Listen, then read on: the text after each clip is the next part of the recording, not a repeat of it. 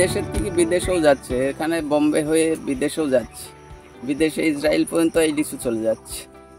আপনার কাছে ইসরায়েলের লোকেরা এসেছিল? এসছিল ব্যবসাদাররা। আর সেই লিচুটা কত দামে বিক্রি করলেন? সেই লিচু হচ্ছে আমাদের আতা বোম্বাই তো বেশি হয়েছিল না, ওইটা 10,500 টাকা ঝড়ি বিক্রি হয়েছিল। হচ্ছে আপনার 2000 লিচু 10,500 টাকা। আর এইটা 5,500 5,000 এইরকম বিক্রি হচ্ছে। আপনার কি খুশি? খুশি, মোটামুটি খুশি।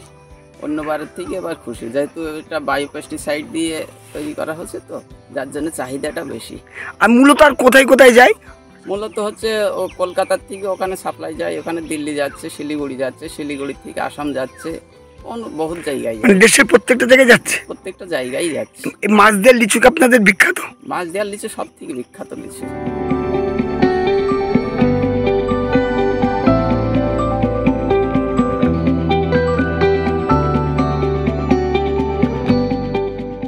মুকুল আসার আগে একবার স্প্রে করি, তারপর মুকুল আসার পরে স্প্রে করা হয় ফাঙ্গিসাইড, বায়ো ফাঙ্গিসাইড ব্যবহার করা হয়। তারপরে যখন ফল গাছে তখন থেকেই এর কীটনাশক বলতে বায়ো কীটনাশক যেটা, ওইটা ব্যবহার করা হয়।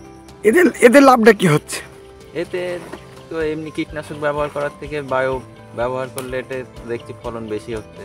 পোকাও অন্যবার যেমন এমনি কীটনাশক ব্যবহার করলে পোকা লাগে, দেখলাম বায়োতে পোকা নেই লিখি এবার। এটা স্বাস্থ্যের পক্ষে উপকারী। কীটনাশক তো ক্ষতি করে। হ্যাঁ, তাহলে আপনারা চাষিকে কি বার্তা দেবেন? আমি বার্তা দিতে চাই চাষিদের যে ওরা যদি বায়ো ওষুধ ব্যবহার করে চাষ করে মূলত লাভবান হবে। আপনারা কিরকম লাভবান হচ্ছেন?